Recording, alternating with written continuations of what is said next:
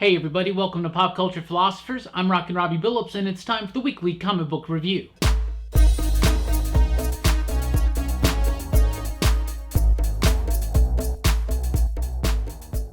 That's right everybody, welcome to Pop Culture Philosophers. Thanks for checking out the video. This is the weekly comic book review. It's the show where I read a lot of comic books and I'll let you know what I thought about them. And this is one of the absolute best new comic book days of the year so far. A lot of really exciting and exceptional titles out this week. Let's get right into it with the pick of the week, because we always start with the pick of the week. This week's pick of the week, Batman Last Night on Earth #1 from Scott Snyder, Greg Capullo and company, DC Comics, DC Black Label. This book was awesome. It's just splendid. What this is it's the final statement from Snyder and Capullo as a team on Batman. They really had a great run on Batman over in the New 52.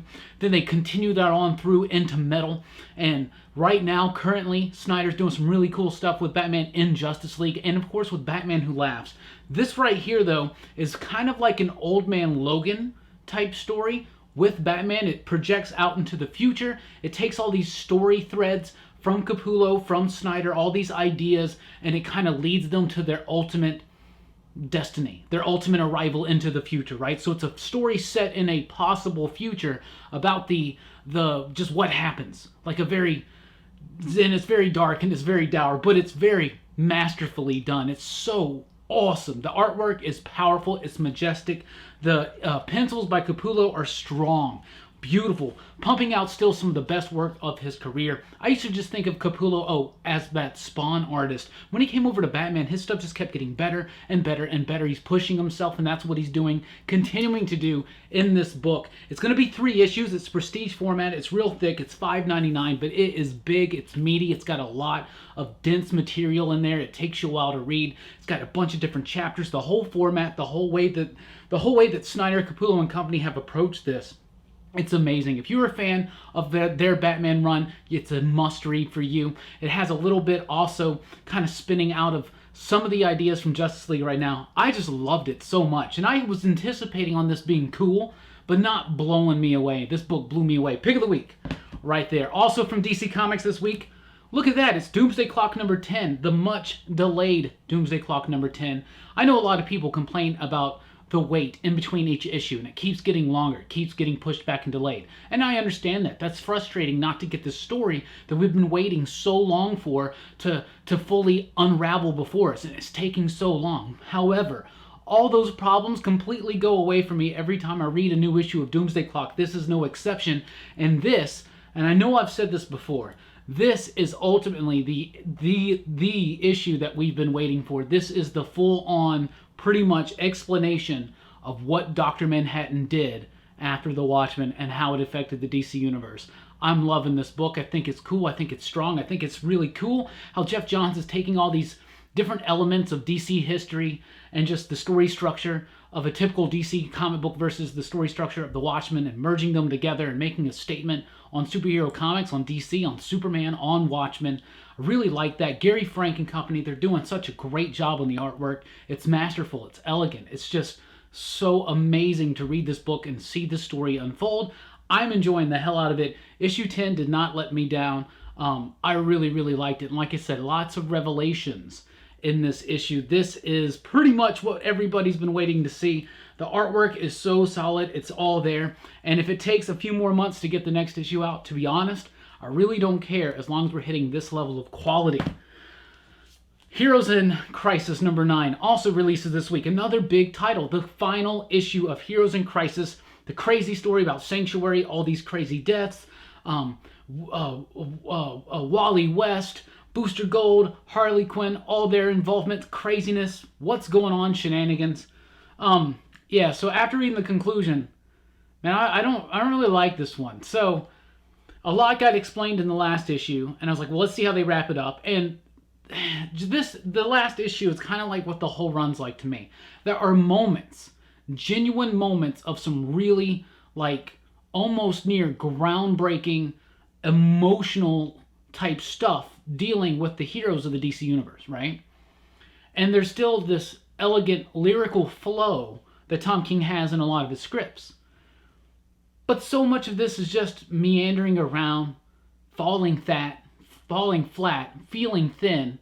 This whole series has felt flat and thin for me, absolutely. It started off, I think, strong, and then just lost itself in almost its own pompousness, if that makes sense. I don't know. I am looking forward to sitting down and reading all 9 issues together in one sitting, but I'm dissatisfied.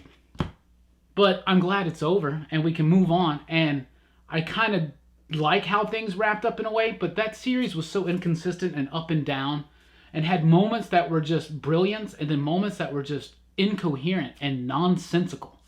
At least to me. Superman Leviathan Rising is a giant one-shot out this week. It's $9.99, but it's huge. If you've been reading Superman comics, it is essential. This is basically the excuse for Brian Michael Bendis to launch out what event Leviathan's going to be, have a nice, fun little story, and it's a nice, fun little story with some great artwork, Yannick Paquette on the artwork, but it also leads into a preview of the upcoming Lois Lane series by Greg Rucka, the Jimmy Olsen series by Matt Fraction, and a little lead into what's going on in Supergirl with Mark Andreyko. So this is basically a super family one-shot setting up the threads and the plot lines for the next few months. I am very intrigued about Event Leviathan. I have been kind of feeling worn down by the direction of Bendis' Superman, but I've been reinvigorated by Event Leviathan. It's very intriguing to me now. I'm really kind of curious as to the mystery. Who is this character?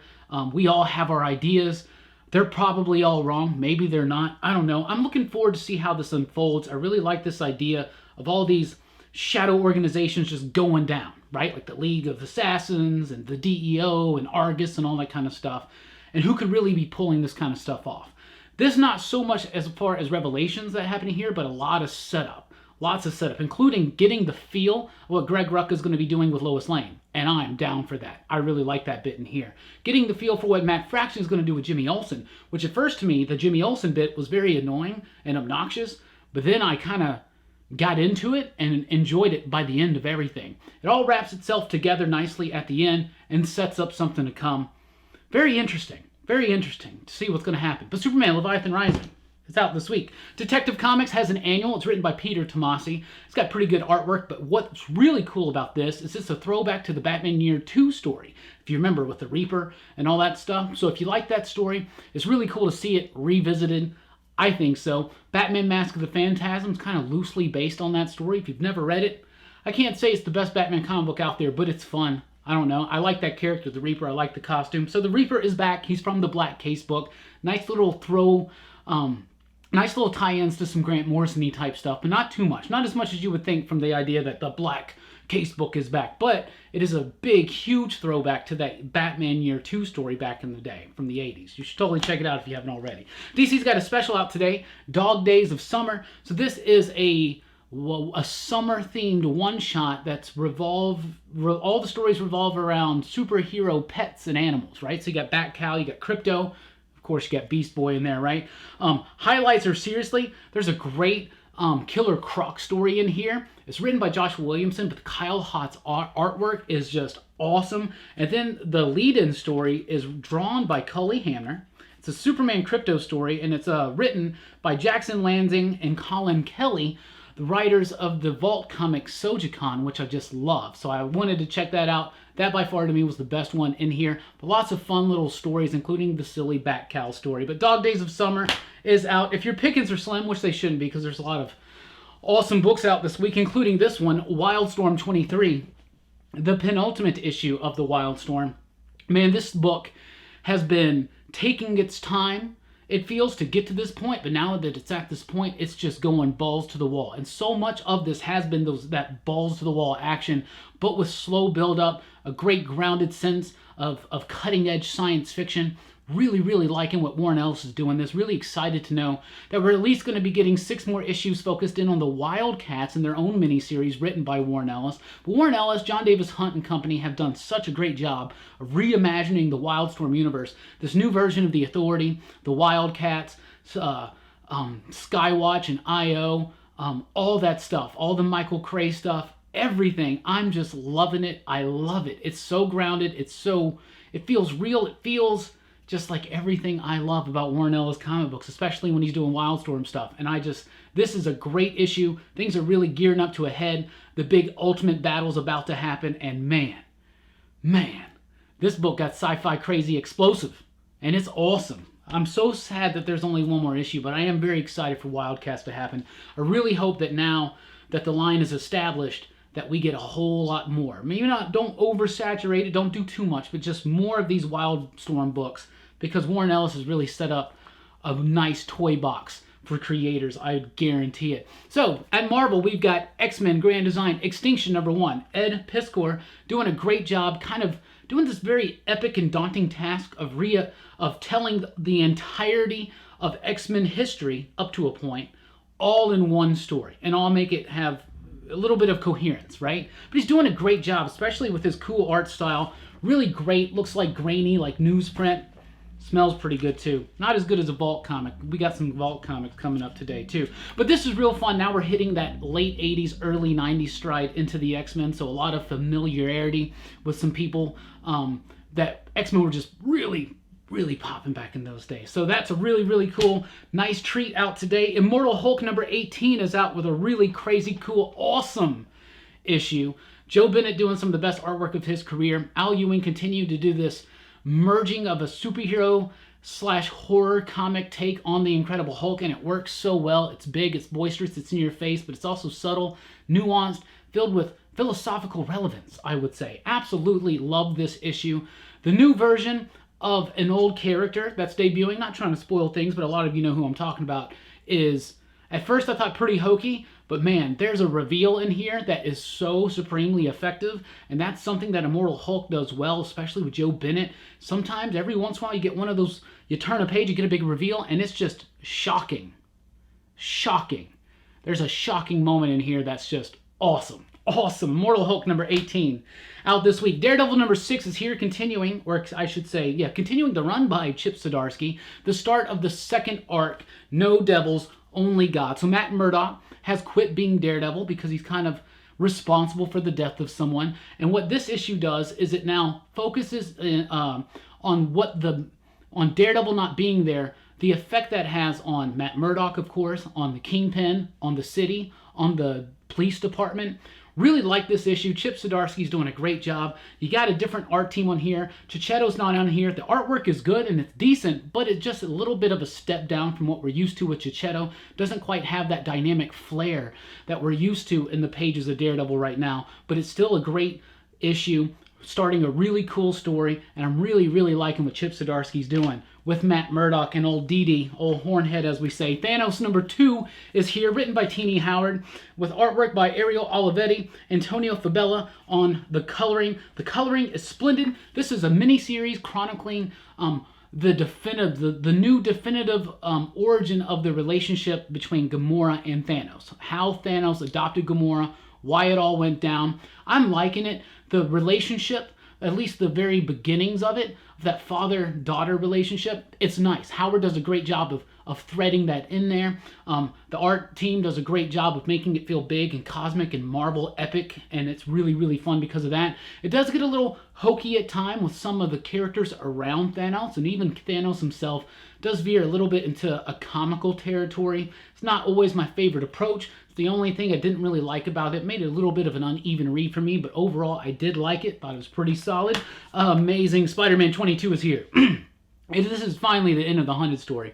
I've liked this story, and now that you get to this issue and you get to not just the conclusion of the action and the plot, but the conclusion of the theme in the story, right? And what Spencer's trying to say through this whole crazy story with Kraven, which of course is a big throwback to Kraven's Last Hunt, and of course even Grim Hunt, right? Nick Spencer's done a great job of taking Spider-Man history and threading those themes through into new and relevant stories. However, this one did go on a little bit too long, even if you took out the Point HU issues, which some of those issues were splendid. Even if you took some of those out, it's still a long-ass story. Kind of takes a little too long to get to its ultimate point. I do like the ultimate point, but I think this could have been done in a nice lean 5 to 6 issues all in one. But that's just me. But I'm glad it's over. I do like what Spencer's doing. I'm glad now we can move on to the bigger threat that's still looming ahead. Hunted was not the big thing. why was it taking so long to tell? I don't know. Superior Spider-Man number 6 is here, and a book that every time a new issue comes out, I'm like, you know what? It's good, but it's not great. Maybe I should just not read it today. You know, thin out the stack just a little bit. Get the video out just a little bit sooner. And then a cover like that, then I open it up, then I read it, and then I'm like, yeah, I like this book. This book gets really dumb, though, in some moments. This is probably one of the shakiest issues yet, because it's just got some typical cheesy comic book moments. But I'm really liking it. I think it's a nice, sincere attempt for Otto Octavius to redeem himself, the interaction with Doctor Strange, a little bit of their history and now their present, and how they should work together. I really like it. I like the personal character dynamics, the way they work together. I'm loving the artwork by Hawthorne and Von Grawbadger. I'm really liking this book, Superior Spider-Man. It's not the greatest things on shelf, but it's really, really solid and very consistent. Thor number 13 is here, an excellent issue that focuses in on Cull, Borson. So it seems like what Jason Aaron's doing is he's taking the opportunity while he's doing War of the Realms to use Thor to tell these little stories that he can't fit in War of the Realms, but they're focusing on these characters in the peripheral. He's done a Loki story. Now we got a Cull story. This is a great story. Focuses in on the history of Cull, taking all the stuff from back in the early days when him and Odin were children, through Fear itself, up and through the current Jason Aaron run, and up into War of the Realms. A great issue. Mike Del Mundo on the artwork. Just really, really getting really crisp definition and separation between his lines, his characters, his objects, making the artwork just pop out a little bit better and making it flow a whole lot more. And I love the artwork in this one. Thor number 13 is out this week, War of the Realms tie-in. So let's get to some more War of the Realms tie-in. Didn't read everything. There's a Spider-Man in the League of Realms. Didn't read that one. Didn't read Giant Man number 2. Giant Man number 1 was decent enough. It was silly, but just, I don't know. I just didn't want to read it. Fantastic Four number 10, though, is here. And not only is it a War of the Realms tie-in, just a little bit, but it's nice. It's a nice way that it ties in. And this story, though, has probably been my favorite issue of this series yet, because it's a story that focuses more on the family aspect. I know we just had a big wedding and all that kind of stuff, but this is a focused story mostly on Franklin dealing with a lot of teen angst, right? And he kind of goes through that whole teen angst period in one issue. I'm glad to get that done in one issue. However, it was still a really cool story that I liked, that really focused in on the home life of the Fantastic Four. And growing up as a huge Fantastic Four fan, it's my favorite comic book of all time. Those are the moments that I absolutely relish and really enjoy. The moments when they're just at home, so they're not getting along, people are fighting, someone's acting out, in this case Franklin. But it also is a cool way, though they wrap everything up together, focusing in on their new headquarters, because now they're on Yancey Street, focusing in on Franklin's disgruntledness, and with a little bit of a War of the Realms tie-in, and also showing how badass the Fantastic Four are and how awesome they are when they operate as a familial unit. Fantastic Four number 10, my favorite issue yet so far. War of the Realms War Scrolls is here, number 2. It's got some interesting little short stories, including a pretty decent Doctor Strange story, but what's really worth the price of admission is the Jason Aaron, Andrea Sorrentino, Matthew Wilson, Daredevil, God Without Fear story. So Daredevil has Heimdall's sword, and now he's got the ultimate, universal spirit vision or something. I don't know, right? But he's got super crazy powers, and Kingpin can't have that. Kingpin makes a deal with Malekith. There's a big battle on the streets between the Kingpin and a Daredevil, and they're both amped up, and it's pretty awesome. The artwork's great. The layouts, the composition, the coloring is striking, and just a really good story. Doesn't even matter that War of the Realms has anything to do with it, but it's just a great Kingpin versus Daredevil story. Definitely worth it. Magnificent Miss Marvel number 3 is out this week. This book is getting really, really fun. Saladin Ahmed really ironing out his his writing right now. I think I think he's a great writer, but now his superhero stuff is getting more like brisk. It's getting faster. It's getting easier to jump into that momentum, that high dynamic energy. Really shines through in this issue. It's Miss Marvel in space, and that hasn't really happened yet, but she's a superhero, and she's done crazy things with Champions and the Avengers, right? But this is a great issue. I'm really liking what Ahmed and company are doing with the character. Her role with her family, her mother and her father, really like those character dynamics. Makes me really want to go back and read all of the G. Willow Wilson stuff, because I didn't read all of it. I kind of fell out of it like just 20 issues early. But I love this character. Kamala Khan's a great character. She's a shining beacon in the new Marvel Universe. Let's jump on over to Aftershock Comics. There's a new one called Killer Groove. Killer Groove #1 is a great, fantastic not science fiction, it's a crime fiction. It's a crime fiction story set in 1970s Los Angeles. This is after the dream of the hippies had died. You had the Manson murders. You had the killing at the Rolling Stones concert, right? All that stuff went on. It kind of was like the death of a dream. This is about a dude who's now living in that death of the dream, the slow death in LA in the early 70s. Working at a dead-end job at a bar. Every once in a while he gets to play a gig. He wants to be a musician. He just doesn't have that passion. All of a sudden one day he meets an assassin, helps him out, doesn't faze him. It actually inspires him. His music, he gets that inspiration back. It's almost like assassination might be his muse. This is a great book. I don't want to spoil everything for you. There's a lot more to it. Great artwork, noirish, really cool take on familiar story tropes, but it really turns them on their head. Expert lettering, great coloring. This is an all-around fantastic team. Written by Ollie Masters, artwork by Owen Marin, Jordi Belair on the coloring, and Hassan Otsman El Hal on the lettering. This is just perfection. This is a top 5 book for real. Be on the lookout. It's one of your sleeper hits of the week. Killer Groove #1. Mary Shelley Monster Hunter #2 came out last week, but my copy was shorted, so I didn't read it till this week. So I know this isn't new to you, but I'm really liking this. Hayden Sherman on the art. He's the artist on Wasted Space, which is out this week. We'll get to that in just a second. Really like this take on the Frankenstein story. I think it's a little novel. I think it's really cool, and the art is just so freaking good. I love it so much. From Image Comics, we have Ascender #2, which kicks issue 1's ass out of the park. Seriously, issue 1 was already fantastic. Issue 2's even better. This is now a space fantasy. Right? A space fantasy opera, if you will. A sort of sequel to Descender. This is a story that takes place 10 years later. All technology is banned. It's now a world ruled by magic, and of course has a tyrannical, magical empire with their boot at everybody's throats, right? Great story, lots of tie-ins to the Descender story, and some surprises that will make longtime fans of this story really jump with joy like I did when I got to the last page of this issue. However, Ascender is a really cool way to refreshen the story, tell a new story, but still have it connected and still have that spirit of Descender alive. Ascender #2 out this week. Dustin Nguyen, Jeff Lemire, masterful artwork.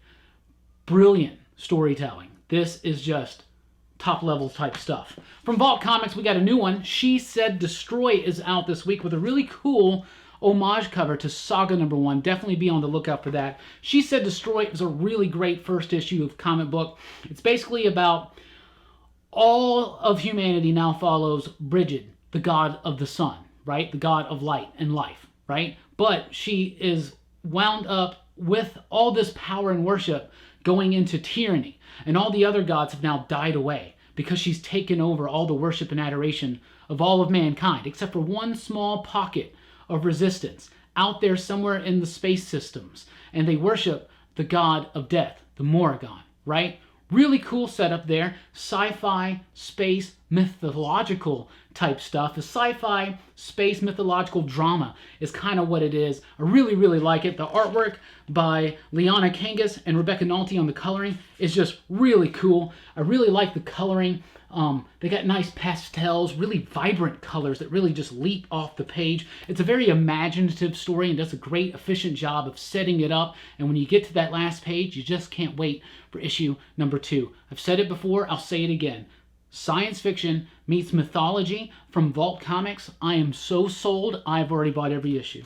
There you go. Another one from Vault Comics this week, Queen of Bad Dreams #2. I was really, really impressed with issue #1. A story about a world where people in dreams, figments, can escape from dreams. They go into reality. There's an organization where they send people out to hunt these escaped figments down, and then they determine whether the figment should be eradicated, sent back to the dream world, or allowed to integrate into society. It's a great story that's really talking about people, dreams, ambitions, and goals, and choice. It's a great story focusing on things like that with great characters, great artwork that's dynamic. The coloring is really cool. There's a fight sequence in here that's pretty much almost told all through just simple silhouette and striking color that is some of the best action sequences in comic books this week, this year, this month, this decade, whatever. Some fantastic, groundbreaking, moving the genre forward type stuff. Queen of Bad Dreams #2 does a great job of moving that story forward, rounding and fleshing out some of the characters that didn't quite get so fleshed out in the first issue, taking the mystery, amping it up a little bit, doing a great job. Queen of Bad Dreams, written by Danny Lore, artwork by Jordi Perez, Derbala Kelly on the coloring, and Ken McLean on the lettering. Fantastic work from the entire creative team. Check that out. And another one from Vault Comics, Wasted Space number 10, my bad, brings to a conclusion the second story arc in what is now going to be 25 issues. So we're not even halfway there yet. Very excited. It's a very exhilarating, exciting conclusion that really sets up the series for a new direction, some interesting directions. Really interesting to see what's going to happen in this book now. I did an advanced review of this just the other day. I really talked about it a lot there. Definitely check out that video if you want. I also did advanced reviews for that She Said Destroy and Killer Groove if you want to check those ones out too. Wasted Space number 10, though, does a great, masterful job of ending the second story arc and setting up what's to come and taking you by complete surprise while doing it. Michael Morisi, Hayden Sherman, Jason Wordie, Jim Campbell, pumping out next level work. Fantastic stuff. Peter Cannon Thunderbolt number 5. This is the last issue of this. One of the greatest, well, this is one of the best comic books of the year, hands down, already. This is one of the best comic books of the year. Fantastic. It takes the character Peter Cannon Thunderbolt, which Ozymandias from The Watchmen's kind of based on. And it takes that similarity. I mean, it takes that, right? And it just rolls right into it, right? And what starts off as a nice tribute to The Watchmen, kind of replicating its structure, its lettering process, the pace and the flow of it, replicating it in homage and tribute, and then breaking that and going into other forms of comic book storytelling, and then in the last issue, making a statement, not just in reverence to the Watchmen, but a statement of warning about not just the importance of the Watchmen, but the importance of moving beyond the Watchmen. This has been some really cool, crazy, meta, awesome stuff from Kyron Gillen, Casper Wingard, Mary Safro, Hassan Osman El Hal. An absolute fantastic work from a masterful team right there. Stranger Things 6 number 1. So this is the first prequel comic book to Stranger Things. This focuses in on one of the children who was being experimented on by the agency, right? The scientists or whatever. And it's 6. So there was 11. We knew that there was, what was it, 7? Somebody else. Who was that in season 2? Anyway, this is the story of 6. This is a lot of stuff that you didn't know yet about Stranger Things. Is it going to be ultimately super important to where the story itself is going to go in the TV show? I don't know. Probably not. Might be something they decided not to dig too much into on the series, set it up for a comic book, but it's interesting. If you're a fan of Stranger Things, you definitely want to check this one out. As opposed to the first Stranger Things series, this one really does give a whole lot more untold and unknown information. So that one right there for you. Hellboy fans, rejoice. We get a Hellboy versus Lobster Johnson, The Ring of Death. This is a really cool story. It's a light, fun Hellboy story. There are Hellboy stories that are really like deep and hit you hard sometimes, and then there are stories that are just silly and fun. This is one of those silly and fun ones. Throws back to Lobster Johnson. It's basically Hellboy and his friend watching an old movie of like, I guess it was a Mexican film or something of a wrestler, Lobster Johnson, versus a Hellboy in a devil costume, and it was kind of fun. So Hellboy fans, you're going to really, really like that. Angel number 1 is out from Boom Studios. If you've been following the Buffy comic books over at Boom, they're doing some really interesting stuff, and they're doing some different stuff from the TV show. So it's a reboot, but it's already completely different. This Angel series is a reboot as well. It's written by Brian Edward Hill with Gleb Melinikov and Gabriel Quesada rounding out that creative team. The artwork is great. I thought the issue 0 that came out last month was okay. It was decent. I really like Brian Hill as a writer, so I was really surprised that I just wasn't blown away by it. Usually he's got great first issues. Well, this was the true first issue. This was great.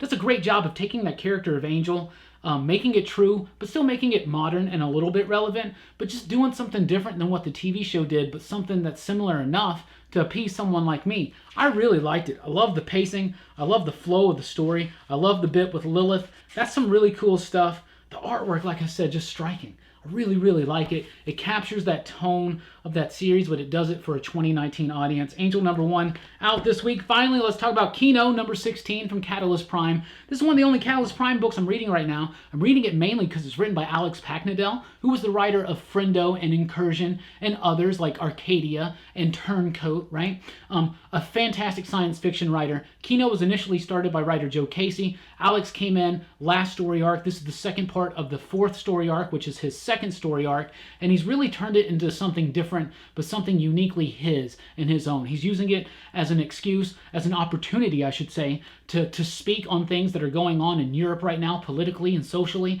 and I really, really like that stuff. I feel the passion behind Alex Paknadel's words. The artwork, the art team is great, does a great job with the story. The story is really grounded. It's laced with science fiction. It's not as heavy of sci-fi as you're used to from Alex Paknadel's work so far, but it's still fun, and it's great to see him tackle a superhero book and do it with a little bit of social relevance, and it really, really is exciting. Can't wait to see him get his hands on some bigger, more mainstream heroes, because Kino is masterful under his pen right now. And should I just say that masterful was the word of the day, apparently. So thank you guys so much. That's what I read. That's what I thought about it. What you're reading, what you're looking forward to, let me know in the comments down below. We really do appreciate everything. Thank you for your support, for watching this video. Please do like, share, and subscribe if you haven't already. And join us over at popculturephilosophers.com for podcasts and a whole lot more. And if you want to go further in your support of this channel, beyond the thumbs up and all that stuff, you can find us on Patreon at patreon.com/PCP, where you can help support the channel and unlock exclusive content. I've been Rockin Robbie Billups. Thanks for rocking with us. Keep on reading.